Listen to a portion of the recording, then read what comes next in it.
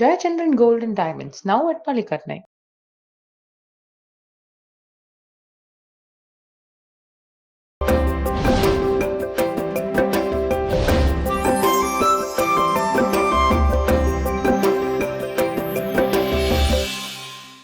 அடுத்த இயரிங்லாவது அண்ணனுக்கு ஜாமீன் கிடைச்சிரும்ல? யூ டோன்ட் வரி சார், கண்டிப்பாக ஜாமீன் கிடைச்சிரும். எனக்கு நம்பிக்கை இருக்கு. உங்க முடிவில் நீங்க இவ்வளவு உறுதியா இருக்கும்போது இனிமே உங்களை சமாதானப்படுத்த என்னால முடியாதுங்க. சரி வாங்க, 2 பேரும் போய் சரண்டர் ஆயிடலாம். நான் வாழ்ந்துகிட்டு இருக்கிறதே என் குழந்தைக்காக தான். என் குழந்தைக்கு மட்டும் ஏதாவது ஒன்று ஆச்சு, உங்க எல்லாரையும் தொலைச்சிடுவேன். இது 10 டேஸா எடுத்துட்டு போனவங்களோட நேம் லிஸ்ட் சார்.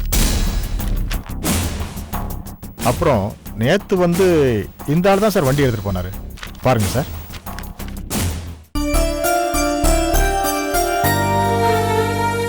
குழந்தைக்கு கிட்னி டொனேட் பண்றதுக்காக 4 பேர் பிளட் கொடுத்திருந்தீங்க இல்லையா? அதோட ரிசல்ட் இன்னைக்கு வந்திருக்கு. இளங்கோட பிளட் குரூப் தான் மேட்ச் ஆயிருக்கு.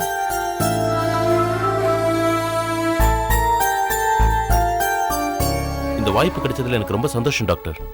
ஆமா, எப்போ ஆபரேஷன் வச்சுக்கலாம்? நெக்ஸ்ட் வீக் உங்களுக்கு ஆபரேஷன் ஃபிக்ஸ் பண்ணிருக்கோம். 3 டேஸ் பிஃபோரா நீங்க பெட்ல அட்மிட் ஆகணும். உங்களுக்கு சில டெஸ்ட்லாம் எடுக்க வேண்டியிருக்கு. Okay doctor, no problem. நான் அட்மிட் ஆயிடுறேன்.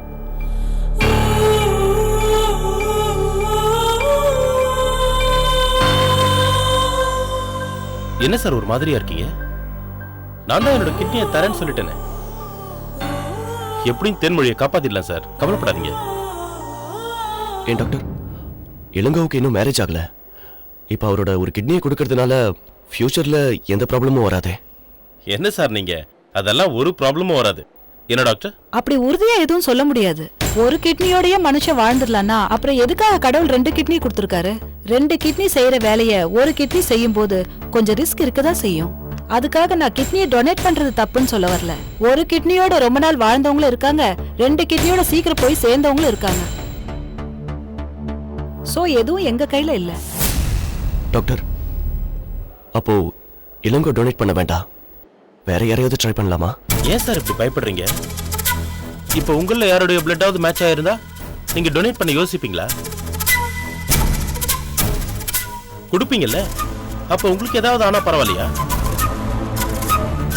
ஏன் சார் என்ன மட்டும் பிரிச்சு பாக்குறீங்க? அப்படி இல்ல இளங்கோ. நீங்க ஒன்றும் கவலைப்படாதீங்க சார், நானும் நல்லா இருப்பேன், தேனும் நல்லா இருப்பா. டாக்டர், நீங்க ஆபரேஷனுக்கு ரெடி பண்ணுங்க.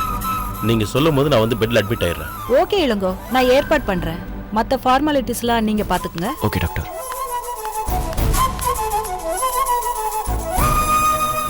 தேங்க்யூ இளங்கோ. சார் என்ன சார் இதுக்கு போய் தேங்க்ஸ் சொல்லிட்டு இருக்கீங்க? அப்ப நீங்க எனக்கு செஞ்சதுக்கெல்லாம் நான் என்ன சார் சொல்றது?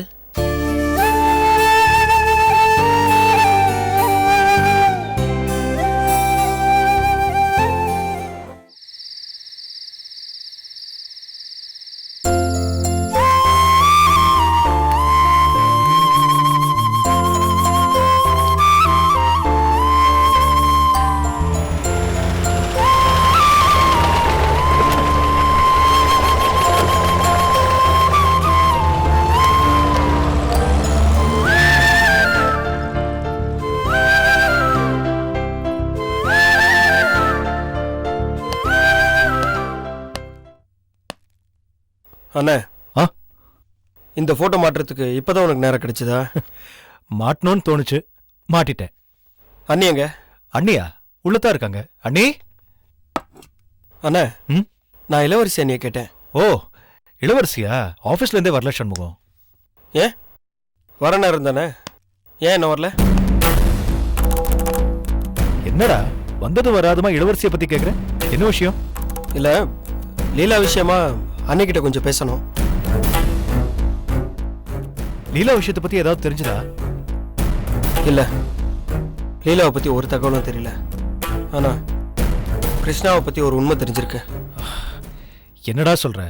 செத்து போனவனை பத்தி என்னடா உண்மை தெரிஞ்சிருக்கு? உன்னதான்டா கேக்குறேன், என்ன உண்மை தெரிஞ்சிருக்கு?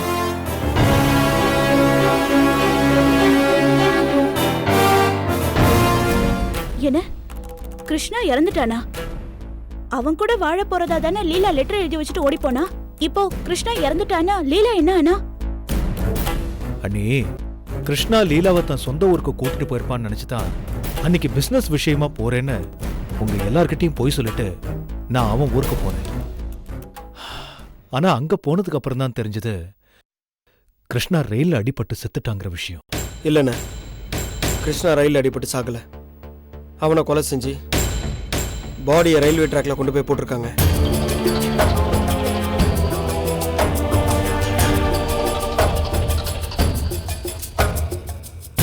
என்னடா சொல்ற?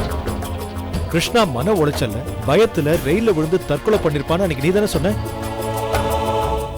ஆனா இப்போ அவனை யாரோ கொலை செஞ்சு ரயில்வே ட்ராக்ல போட்டிருக்காங்கன்னு சொல்ற. ரெண்டுல எது உண்மை? ரெண்டாவதா சொன்னதுதான் உண்மை. ஏன்னா அதுக்கு தான் என்கிட்ட ஆதாரம் இருக்கு. ஆதாரம் இருக்கு? என்ன ஆதாரம் இருக்கு? கிருஷ்ணாவுடைய ரூம்ல இருந்து எடுத்த பிளட்டுடைய ரிசல்ட் வந்தாதான் என்னால எதுவுமே உறுதியா சொல்ல முடியும்னு அன்னைக்கு சொன்னல. இப்போ அந்த ரிசல்ட் வந்துருச்சு.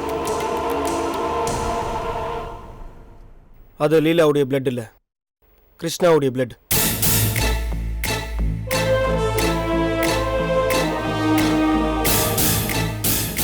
அது லீலாவுடைய பிளட்டா இருக்குமோன்னு சந்தேகப்பட்டுதான் நான் கிருஷ்ணா தற்கொலை பண்ணிருப்பான்ற ஒரு முடிவுக்கே வந்தேன்.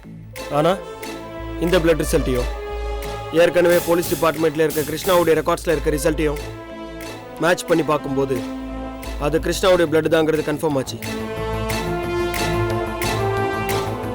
ஸோ கிருஷ்ணா ரூம்ல தான் ரத்த காயப்பட்டு இறந்துருக்கணும். இறந்து போன பாடியை தான் ரயில்வே ட்ராக்ல கொண்டு போய் போட்டிருக்கணும்.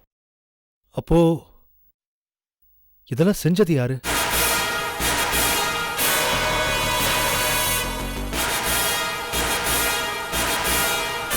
நம்ம ராஜா தான்.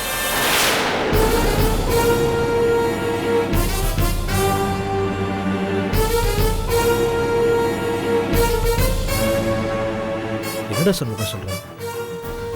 ராஜா எதுக்காக கிருஷ்ணாவை கொலை பண்ணணும்? கிருஷ்ணாவுடைய பாடியை கொண்டு வந்து ரயில்வே ட்ராக்ல போட்டது மட்டும்தான் ராஜா. கொலை பண்ணது அவன்ல, வேற ஒருத்தர். வேற ஒருத்தரா? யார் அது? இளவரசி அண்ணி.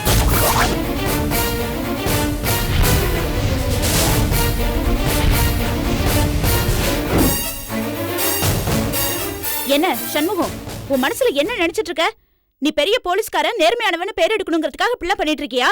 அன்னைக்கு இப்படிதான் நான் என்னமோ என் புருஷனை மறைச்சு வச்சிருக்கேன்னு சொல்லிட்டு என்ன கைது பண்ணி கூட்டிட்டு போனேன். அப்புறம் உங்க அண்ணனையே ஜெயில போட்ட.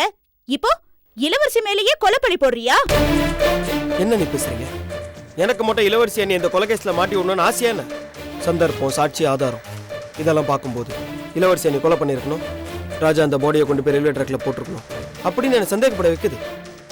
அதுக்காக தான் இளவரசி அண்ணி விசாரிக்கிறதுக்காக நான் இங்க வந்தேன். டேய், எதை வச்சுடா இளவரசியும் ராஜாவையும் நீ சந்தேகப்படுற?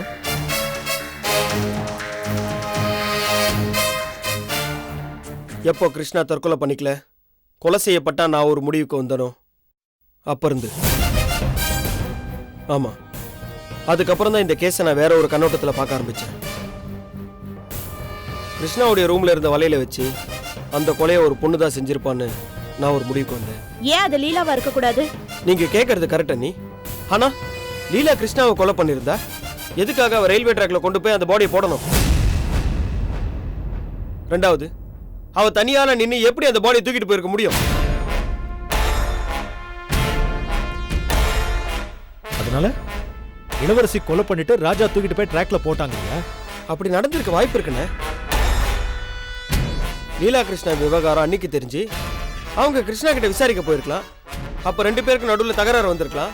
அந்த தகராறுல கிருஷ்ணா இறந்திருக்கலாம். அப்ப தனியா இருந்த அன்னைக்கு ராஜா உதவியா இருந்து அந்த டெட் பாடியை கொண்டு போய் ட்ராக்ல போட்டிருக்கலாம். எல்லாம் அப்படி இருக்கலாம் இப்படி இருக்கலாம்னு யூகமா தானே சொல்ற.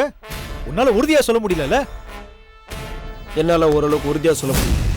சம்பவம் நடந்த அன்னைக்கு, அதாவது லீலாவுடைய நிச்சயதார்த்தத்துக்கு முதல் நாள் நைட் இளவரசி அண்ணி எங்க போறேன்னு சொல்லிட்டு போனாங்க. மாலா மேடம் உடம்பு சரியில்ல, அவங்க வீட்டுக்கு போறேன்னு சொல்லிட்டு போனாங்க. ஆமா, நீ கூட டிராப் பண்ணிடுறேன்னு சொன்ன. ஆனா அவன் ஆட்டோல போய்க்கிறேன்னு சொன்னா. அதுக்கு என்ன இப்போ? ஆனா அன்னைக்கு இளவரசி அண்ணி மாலா மேடம் வீட்டுக்கு போகல. அப்படி ஒரு போன் கால் மாலா மேடம் வீட்டுல இருந்து அன்னைக்கும் வரல. எப்ப எனக்கு இளவரசி அண்ணி மேல டவுட் வர ஆரம்பிச்சதோ உடனே நான் மாலா மேடம் ஃபோன் பண்ணி எல்லா உண்மையும் தெரிஞ்சுக்கிட்டேன். அது மட்டும் இல்லை, அன்னைக்கு ராத்திரி நான் ஸ்டேஷன்லேருந்து வரும்போது இளவரசி அண்ணி ரோட்டில் தனியாக நடந்து வந்துட்டு இருந்தாங்க. என்ன கையில் ரத்தம்? அது துரத்திட்டு வந்தாங்கல்ல, கீழே விழுந்துட்டேன். அப்போ அடிபட்டிருக்கும் போல இருக்கு. ரவுடிங்க கிட்ட நடந்த தகராறுல கையில் ரத்த காய ஆச்சுன்னு சொன்னாங்க. மறுநாள் இங்கேருந்து நிச்சயதார்த்தத்துக்கு கிளம்பும்போது அவங்க கையில் ரத்த காய ஆனதுக்கான தடையுமே இல்லையே. எப்படி நான் ஒரு நாள் ராத்திரியில் அடிப்பட்ட காயம் ஆறும்? ஸோ அது கிருஷ்ணாவுடைய ரத்தம் தான்னு எனக்கு ஒரு சந்தேகம் வந்துச்சு. அதுக்கப்புறம் கிருஷ்ணா ரூம்லேருந்து எடுத்த உடஞ்ச வலையில நான் இங்கே எடுத்துட்டு வந்தேன். அன்னிக்கிட்ட இருந்த வலையிலோடு மேட்ச் பண்ணி பார்த்தேன். அதுவும் ஒத்துப்போச்சு.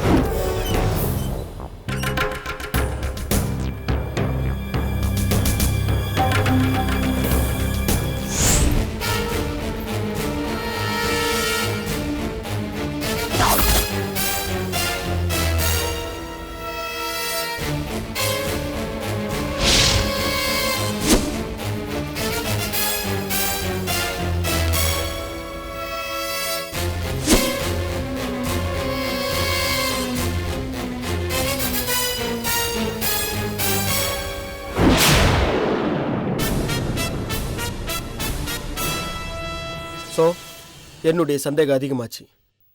அந்த நேரம் தான் ஒரு மர்டர் கேஸ் விஷயமா விசாரிக்கிறதுக்காக ஒரு டிராவல்ஸ்க்கு நான் போயிருந்தேன். அங்கே இருந்த லெட்ஜரில் சம்பவம் நடந்த அன்னைக்கு அதே நேரத்துக்கு ராஜா கார் அங்கே எடுத்திருக்கான்.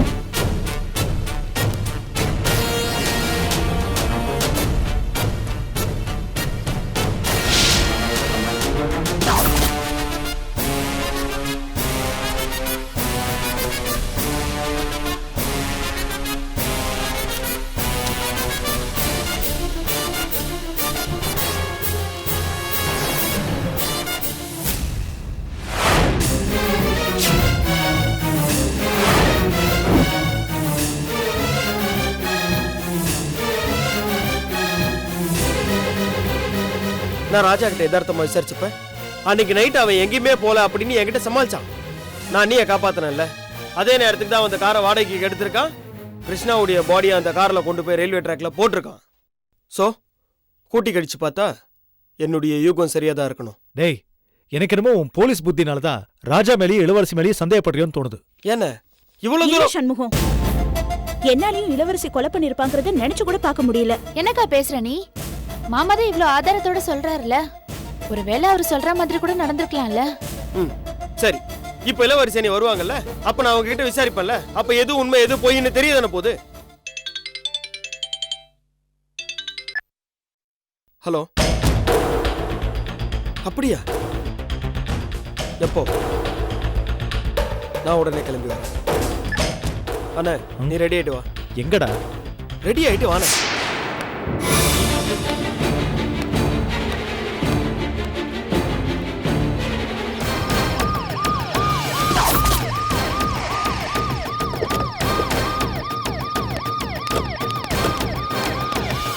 உள்ள இருக்காங்க.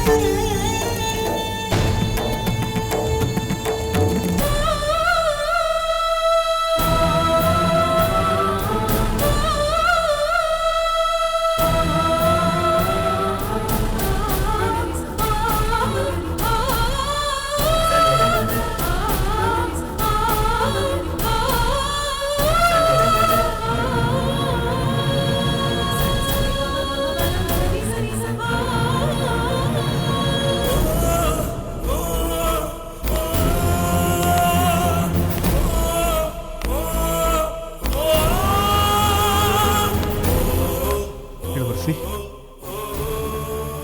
சண்முகம் உன்னை பத்தி என்னென்னமோ சொல்றான். நீதான் கிருஷ்ணாவை கொலை பண்ணியா? ராஜா தான் அந்த டெட் பாடியை எடுத்துட்டு போய் ரயில்வே ட்ராக்ல போட்டான்னு சொல்றான். என்ன இளவரசி இதெல்லாம் உண்மையா?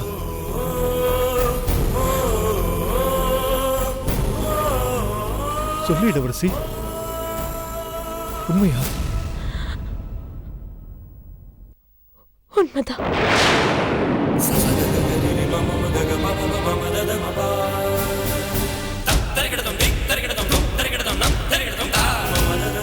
வாக்குமூலம் வாங்கியாச்சா? இன்னும் வாங்கல சார். அண்ணி, என்ன நடந்ததுன்ற உண்மையை ஒன்று விடாம மறைக்காம என்கிட்ட சொல்லுங்க.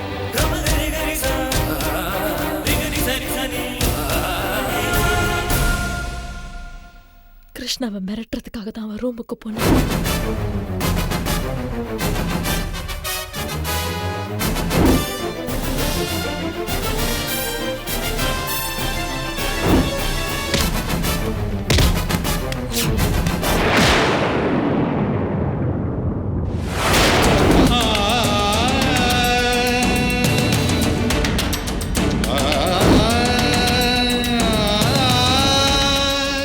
இந்த விஷயத்தை இத்தனை நாள் உங்ககிட்ட சொல்லாம மறைச்சதுக்கு என்ன மன்னிச்சிருக்கு.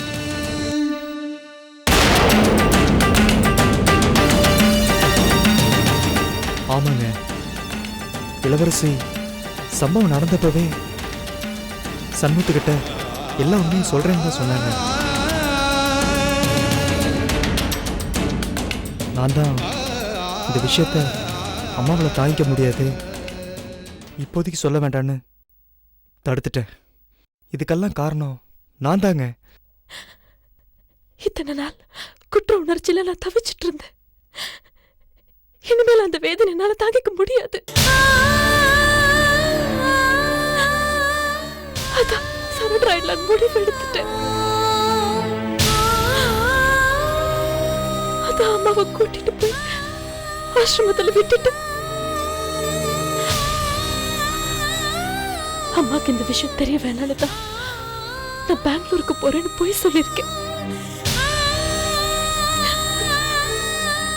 தயவு செஞ்சு நீங்களும் அப்படி சொல்லிருக்க ப்ளீஸ்.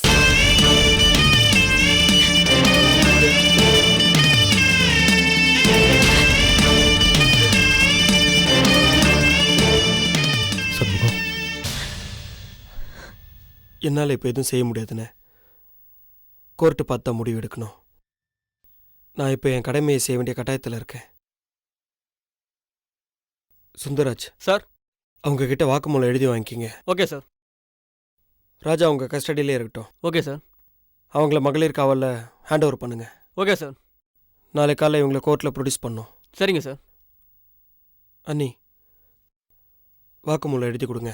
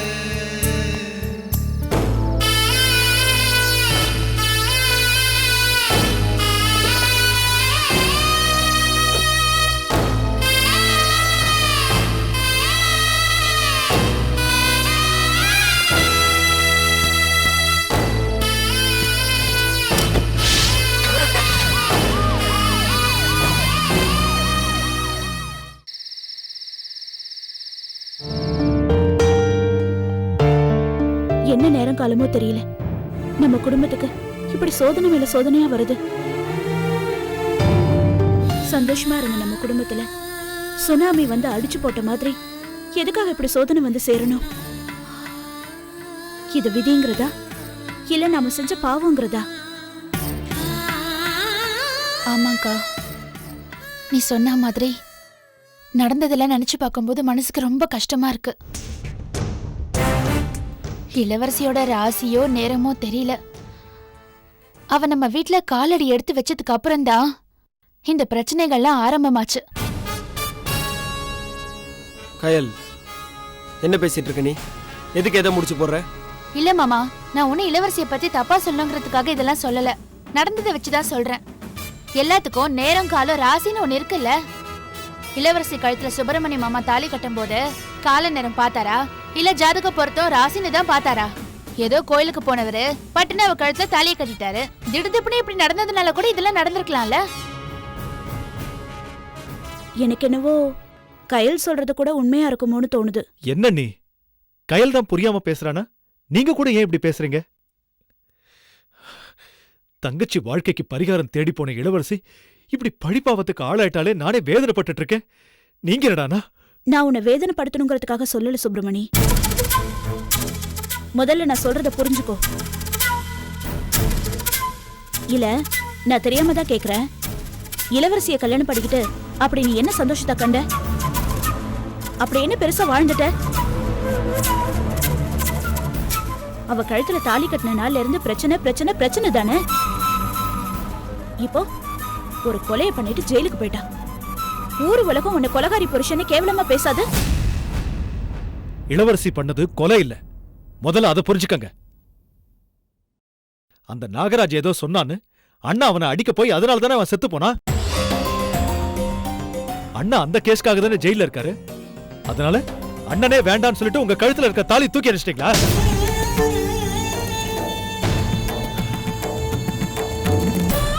இல்ல இல்ல, அவர் வருவார்னு காத்துக்கிட்டு தானே இருக்கீங்க. சுப்பிரமணி, நான் பொம்பளை, நீ ஆம்பளை. அண்ணி, புருஷன் பொண்டாட்டி ஆனதுக்கு அப்புறம் ஆம்பளைக்கு ஒரு நியாயம் பொம்பளைக்கு ஒரு நியாயம்னு கிடையாது அண்ணி. தயவு செஞ்சு இனிமே இளவரசியை பத்தி யாரும் தப்பா பேசாதீங்க. இல்ல மாமா, அக்கா. கயல், அண்ணன் தான் எவ்வளவு தூரம் சொல்றாருல, எதுவும் பேசாதீங்க. அவரை கொஞ்சம் தனியா இருக்க விடுங்க. அண்ணி, குழந்தைய வாங்கிக்கோங்க.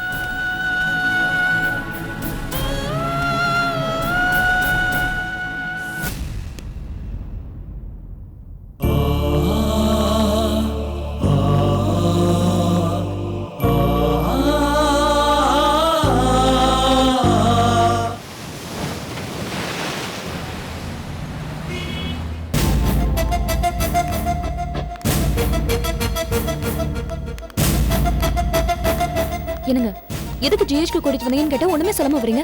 எதுக்குன்னு சொல்லுங்க. வா சொல்றேன். Excuse me doctor. எஸ்,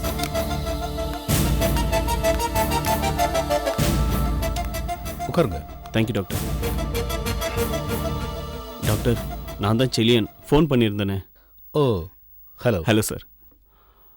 இவங்க தான் என் ஒய்ஃப் ஃபிலோமினா. வணக்கங்க. வணக்கம் டாக்டர். இவங்க ஃபார்மில் சைன் பண்ணுவாங்க. ஃபார்மை கொடுத்தீங்கன்னா நான் ஃபில் பண்ணி கொடுத்துட்றேன். உங்க ஆர்வத்தை நான் ரொம்ப பாராட்டுறேன். என்ன? இரு. இந்தாங்க.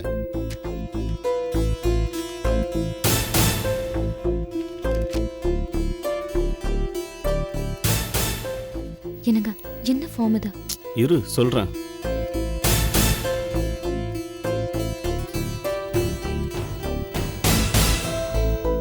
என்ன இதுன்னு சொல்லுங்க. சொல்கிறேன் இரு. இந்தா இதில் சைன் பண்ணு. எதுக்கு?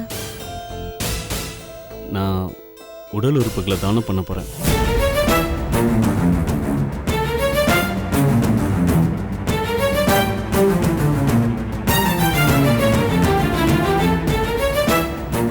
அதுக்கு அப்ஜெக்ஷன் இல்லைன்னு என் ஒய்ஃப் நீ சைன் பண்ணணும். அதான். என்னது?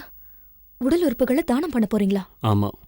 நீ அடிபட்டு ஹாஸ்பிட்டலில் இருந்தப்போ நீ நல்லபடியாக குணமாயிட்டா என் உடல் உறுப்புகளை தானம் பண்ணுற நான் வேண்டிக்கிட்டேன். இப்போ தான் நீ நல்லபடியாக குணமாயிட்டல்ல, அதான் வேண்டுதலை நிறைவேற்ற வந்திருக்கேன். உடல் உறுப்பை தானம் பண்ணணும்னா கல்யாணம் ஆனவங்கள இருந்தால் ஹஸ்பண்டோ இல்லை ஒய்ஃபோ, கல்யாணம் ஆகாதவங்கள இருந்தால் பேரண்ட்ஸோ சைன் பண்ணணும். சைன் பண்ணு. என்ன இது? இவ்ளோ பெரிய விஷயத்த இவ்ளோ சாதாரணமா சொல்றீங்க? ஆண்டி கிட்ட ஒரு வார்த்தை கேட்க வேண்டாமா? ஃபிலோ, நீ ஃபாரினில் பிறந்து வளர்ந்தவ. உன்னை பொறுத்த வரைக்கும் இந்த உடல் உறுப்பு தானங்கிறது உனக்கு பெரிய விஷயம் இல்லை. ஆனால் அம்மாகிட்ட இந்த விஷயத்த சொன்னால் அவங்க புரிஞ்சிக்கவே மாட்டாங்க. இங்கே பாரு, நாம் செத்ததுக்கப்புறம் இந்த உடம்ப ஒன்று எரிச்சு சாம்பல் ஆக்கிடுவாங்க, இல்லை மண்ணில் போயிச்சு மண்ணோட மண் ஆக்கிடுவாங்க. அப்படி வீணாக போகிற இந்த உடம்ப எதிர்கால சமூகத்தை நோய் நொடி இல்லாமல் காப்பாற்றுற மருத்துவ சமுதாயத்துக்கு பயன்படட்டுமே. நீங்க சொல்றதெல்லாம் எனக்கு புரியுது. இருந்தாலும் இந்த உடம்பு உங்க அம்மா தந்தது. அவங்க கிட்ட ஒரு வார்த்தை கேட்க மாட்டீங்களா? இந்த உடம்பு எங்கள் அம்மா தந்தது தான், நான் மறுக்கல. ஆனால் இப்போ இது உனக்கு சொந்தமானது. இதை ஒரு நல்ல காரியத்துக்கு யூஸ் பண்ணுறதுக்கு தயக்கம் காட்டாத, கையெழுத்து போடு.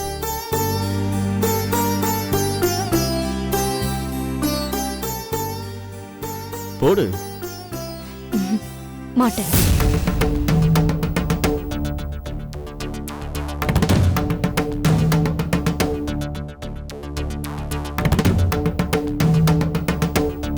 நீ இப்படி அடம்பிடிப்ப நான் கொஞ்சம் கூட எதிர்பார்க்கல. ஒரு கையெழுத்து தானே போட மாட்டேன்னு சொன்னேன். இன்னொரு ஃபார்ம் எடுங்க. நானும் என் உடல் உறுப்புகளை தானம் பண்றேன். அதுக்கு நீங்க கையெழுத்து போடணும்ல?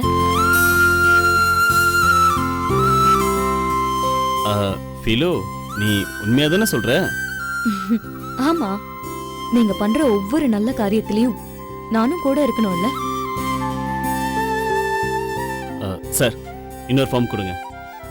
மேட் ஃபார் ஈச் அதருங்கிறது இதான் போல இருக்கு. எல்லாருமே இந்த மாதிரி இருந்துட்டா ரொம்ப நல்லா இருக்கும். என்னங்க?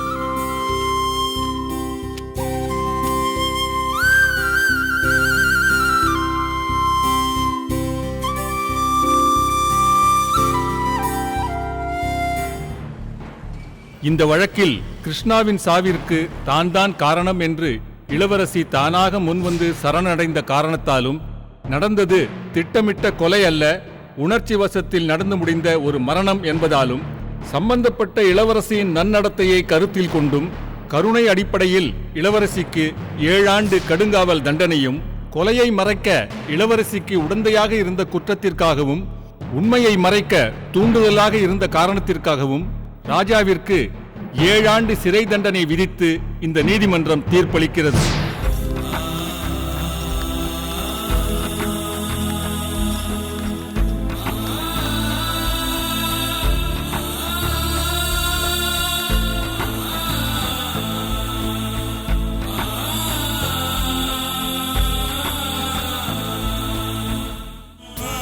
என்ன சார், பயப்படாதீங்க.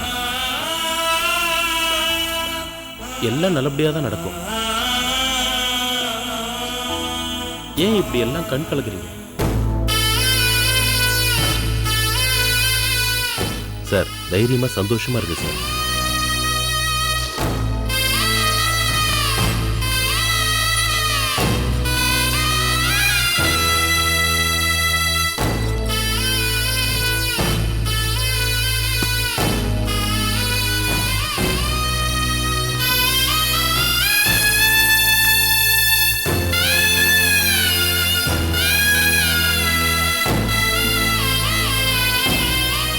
தெனுக்குட்டி,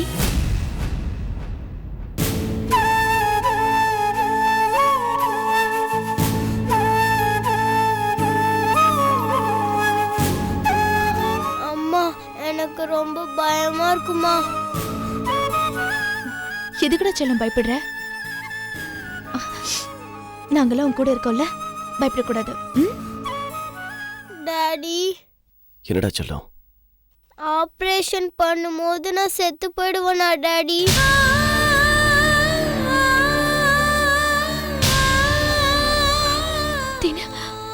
அப்படி எல்லாம் சொல்லாதடா. உனக்கு ஒண்ணும் ஆகாதுடா. நீ 100 வயசு வரைக்கும் ரொம்ப நல்லா இருப்ப. ஆமாடா குட்டி, உனக்கு ஒன்றும் ஆகாது. பயப்படாத, தைரியமா இருமா. சார், குழந்தைய ஆபரேஷன் தியேட்டர் கூட்டு போகணும் சார். மாமா போலாம்.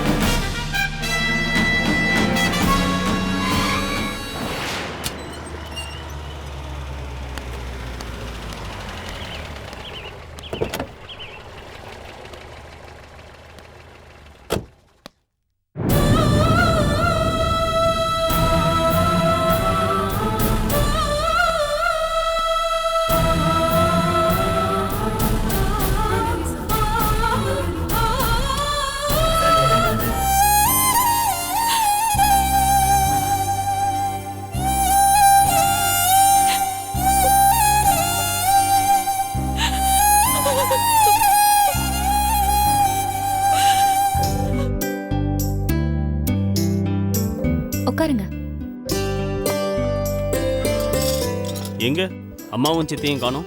அம்மாவும் சித்தியும் கோயிலுக்கு போயிருக்காங்க.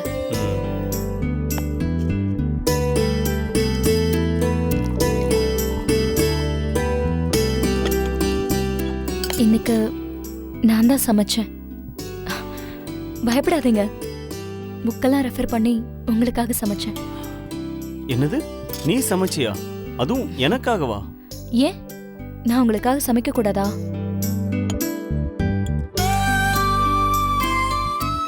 சாம்பார், தேங்காய் சட்னி,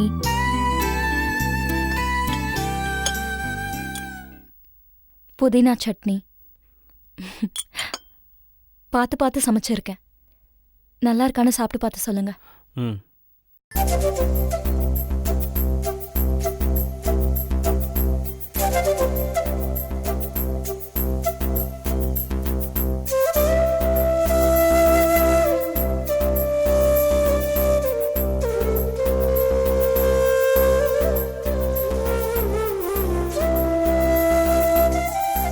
என்ன என்னையே பார்த்துட்டு இருக்கீங்க? என் அம்மா சித்தி கூட இந்த அளவுக்கு டேஸ்டா பண்ணதே இல்லை.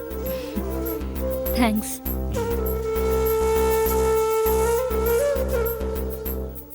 ஃபிலோ, எங்க போற? இல்ல, இட்லியை போய் எடுத்துட்டு வரேன். அதெல்லாம் ஒன்றும் வேண்டாம், இங்க வா. இன்னும் கொஞ்சம் சட்னி போடட்டுமா? ம். தேங்காய் சட்னியா புதினா சட்னியா? ஏதாவது ஒன்று. ம். போதும். உப்பு காரம்லாம் கரெக்டா இருக்கா? இருக்கு. நான் தான் சொன்னேன்ல சூப்பரா இருக்குன்னு. சரி, நீ சாப்பிட்டியா? இல்ல, நீங்க சாப்பிட்டு முடிச்சோன்னே சாப்பிடலாம்னு நினைச்சேன். சரி, ஓகே, நானும் இப்பவே சாப்பிடுறேன். இல்ல வேண்டாம். ஏன்? இல்ல, அது வந்து இப்பெல்லாம் இட்லி தோசையெல்லாம் சாப்பிட பழகிட்டேன். ஒன்றும் பிரச்சனை இல்லை, நானும் சாப்பிட்றேன். இல்ல, நான் அதுக்கு சொல்லல. என்ன, தேங்காய் சட்னில கொஞ்சம் உப்பு ஜாஸ்தியா இருக்கு. தேங்காய் சட்னி இல்லையா? ம். அச்சச்சோ, சாம்பார் நல்லா இருக்குல்ல? சாம்பார் ரொம்ப நல்லா இருக்கு. ஆனா அதுல கொஞ்சம் புளிப்பு மட்டும் அதிகமா இருக்கு. புதினா சட்னி? அது சூப்பரா இருக்கு. என்ன, கொஞ்சம் காரம் இல்ல, அதுதான்.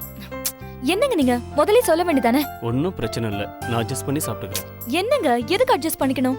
பரவாயில்ல, இதுல என்ன இருக்கு? எனக்காக காலையில பிரெட் ஆம்லேட் சாண்ட்விச்னு சாப்பிட்ற நீ இட்லி தோசைன்னு சாப்பிட்டு லைஃப் ஸ்டைலை மாத்திக்கலையா? அது மட்டும் இல்லாம உடம்பு சரியில்லாத இந்த நேரத்துல எனக்காக பார்த்து பார்த்து ஆசையா சமைச்சிருக்க. இதுல போய் நான் எப்படி குறை சொல்ல முடியும்? நான் வெறும் வாய் வார்த்தைக்காக சொல்லல. உப்பு, காரம், புளி இது எல்லாத்தையும் விட உன்னோட அன்பு, பாசம், அக்கறை தான் எனக்கு தெரியுது. ஐயோ, சரி, ஓகே. நான் உண்மையதான் சொல்றேன். சரி, நீங்க சாப்பிட்டது போதும். வாங்க, நான் ஏதாவது ஜூஸ் போட்டு தரேன்.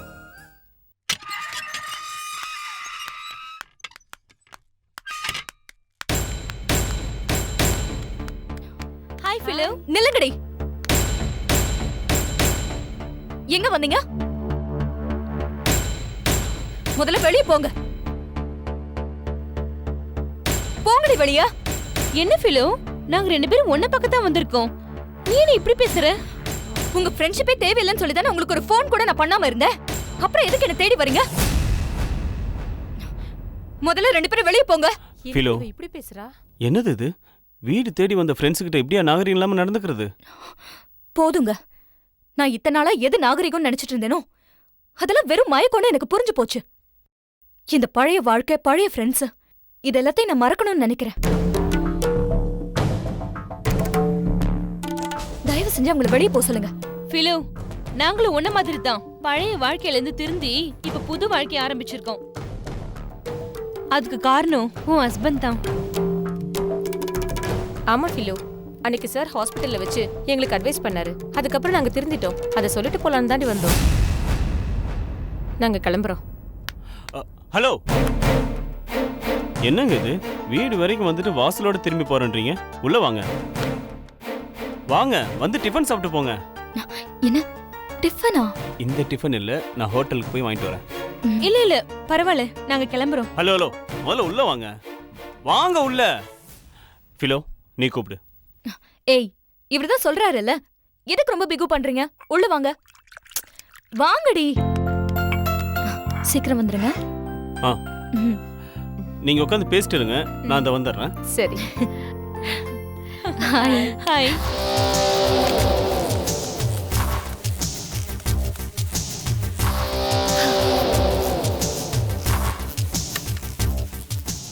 இளவரசிக்கு ஜெயில் தண்டனை கிடைச்சது நினைச்சு நம்ம ரொம்ப சந்தோஷமா பேசினா கார்த்திக் ரொம்ப வேதனைப்படுவான். அதனால கொஞ்சம் அடக்கியே வாசிப்போம். சந்தோஷத்தை காட்டிக்க வேண்டாம்.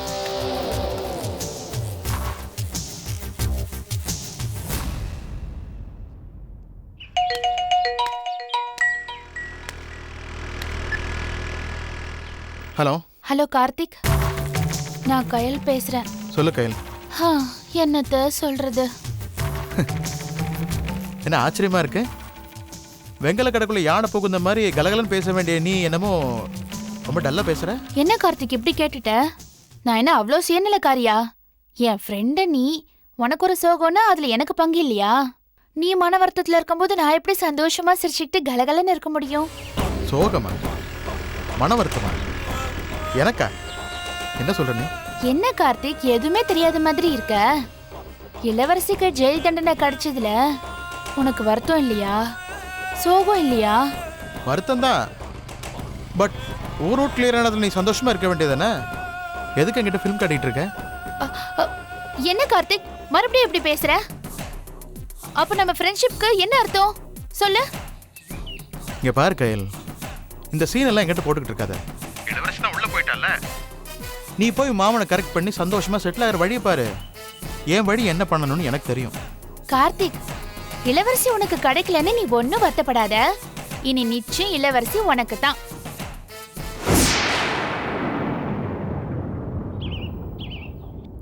என்ன கார்த்திக், நிஜமாதான் சொல்றேன்.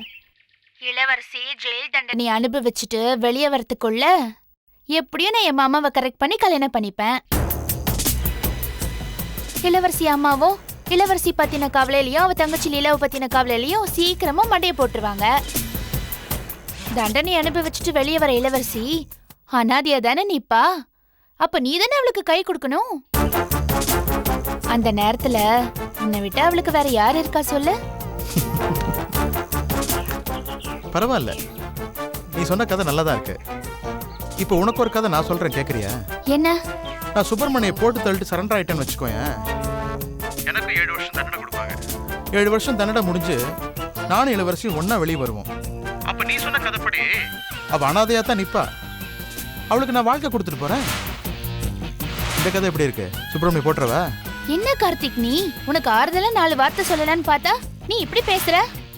இங்க பாரு, நீ எனக்கு ஆறுதலும் சொல்ல வேண்டாம், ஒன்னும் சொல்ல வேண்டாம். நீ போய் முதல்ல மாமனை கரெக்ட் பண்ற வழியை பாரு. எனக்கு என்ன பண்ணணும் எனக்கு தெரியும்.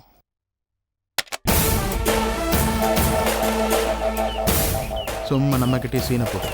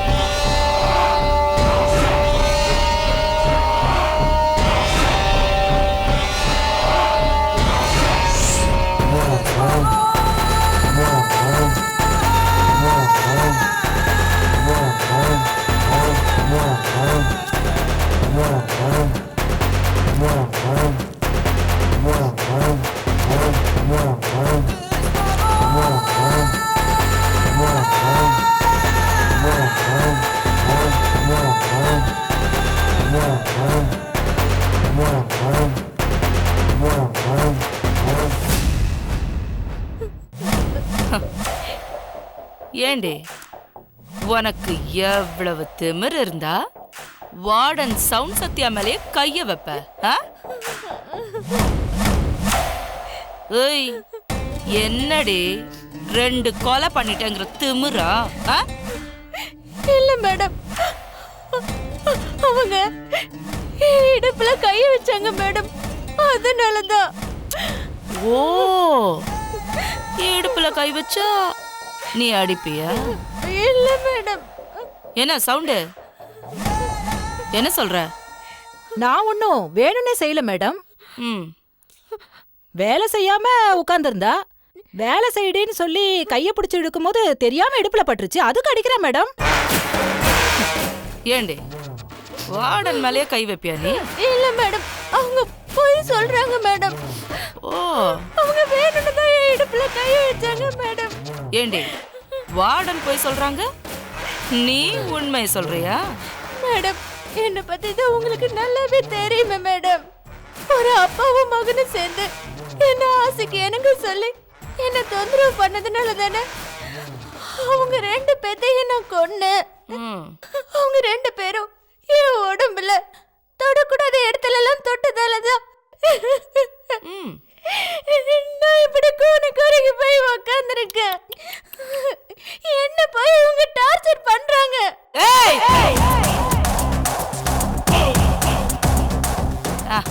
போதண்டி, ஆஃப் பண்ணடி மைக்க. ஏண்டி நீ சொன்ன இந்த கதையை தான் கோர்ட்டே நம்பலையே, அதே கதையை என்கிட்ட திரும்ப அழக்கிறியா? கிராமத்துல இருந்து பஞ்சம் பழைக்க சிட்டிக்கு வந்த, வசதியான வீட்டுல வேலைக்கு சேர்ந்ததும் 3 வேளை மூக்க பிடிக்க தின்னுட்டு உடம்பு திமிர எடுத்து அலைஞ்சிருக்க. இல்ல மேடம், இல்ல மேடம். ஏய், தப்பான தொழில் நீ பண்ணிருக்க. ஐயோ ஐயோ, இல்ல மேடம். அத தட்டி கேட்ட முதலாளியையும் அவர் மகனையும் நீ அம்மிக்கல்ல எடுத்து போட்டு தள்ளிட்ட. இல்ல மேடம், அந்த பணக்கார வீட்டுக்காரம்மா அவங்க புருஷன் பிள்ளைய நல்லவங்கன்னு நம்ப வைக்கிறதுக்காக கட்டி விட்ட கட்டுக்கதை மேடம். ஏய், அது கட்டு கதையோ கற்பனை கதையோ அத விடு. ஆமா, 2 ஆம்பளைங்க உனக்கு டார்ச்சர் கொடுத்தாங்க, ஓகே. ஆனா பொம்பளை உன் இடுப்ப தொட்டா கூச்சம் வருதா? கோபம் வருதோ? ஏண்டி யார் உன்னை தொட்டாலும் அடிச்சிருவியா? அடிச்சிருவியா?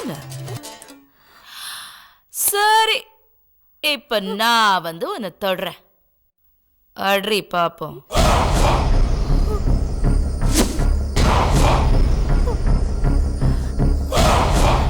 மேடம் வேண்டாம் மேடம், மேடம் வேண்டாம் மேடம், மேடம். உங்களை கையெடுத்து கும்பிடுறேன் மேடம். வேண்டாம் மேடம், தயவு செஞ்சு கேட்டுக்கிறேன். வேண்டாம் மேடம், வேண்டாம் மேடம். கை வைக்கிறியா நீ? சவுண்ட் இல்ல மேடம், இவளெல்லாம் சும்மா விடக்கூடாது மேடம். பரேட் எடுத்தாதான் சரியா வருவா. அதெல்லாம் ஒண்ணும் வேண்டாம், சும்மா விடு. என்ன மேடம் சொல்றீங்க? சும்மா விடுவா?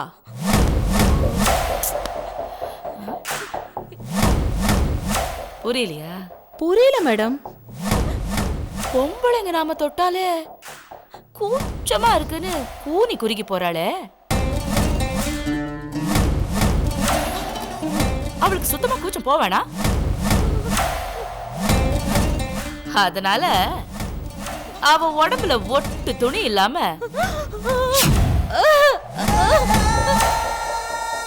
எல்லாத்தையும் உருவிட்டு சும்மா விட்டுருன்னு சொன்ன. அதான பார்த்தேன். வேணாம் மேடம், வேணாம் வேணாம் மேடம். எந்திரி. வேணாம் மேடம். ஓடி மாடி, ஓடி ஓடினா. ஏய், ரொம்ப கத்தாதடி. பேசாமரு. எங்க மேல கை வைக்க நீ? ஏய், ரொம்ப கத்தாதடி. ஏய், கலட்டி. கால்ட்ரினா ரொம்ப சவுண்ட் கொடுக்குற. என்ன தைரியம் இருந்தா எங்க மேல கை வைக்கியா நீ? சீக்கிரம் கத்தாதடி.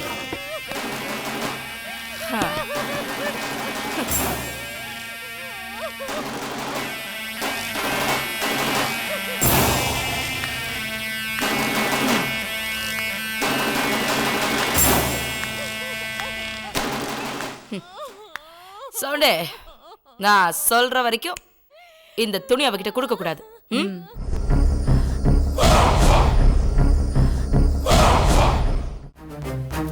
டாக்டர், என்னம்மா ஏன் இவ்வளவு பதட்டமா வரீங்க? என்னாச்சு? ஆக்சிடென்ட் ஆகி கோமால இருந்தாரே, அவர் கண்ணு முழிச்சிட்டாரு.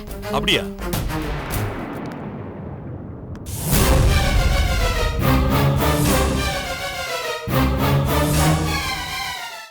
ஏண்டா, மாதவரம் பக்கத்துல உனக்கு நிலம் இருந்து அதை பிலோமினா பேருக்கு மாத்தி வச்சிருக்கியா? Jayachandran Gold and Diamonds, now at Palikatnai. Catch us on TV, Thandivan app, thandivan.com and YouTube.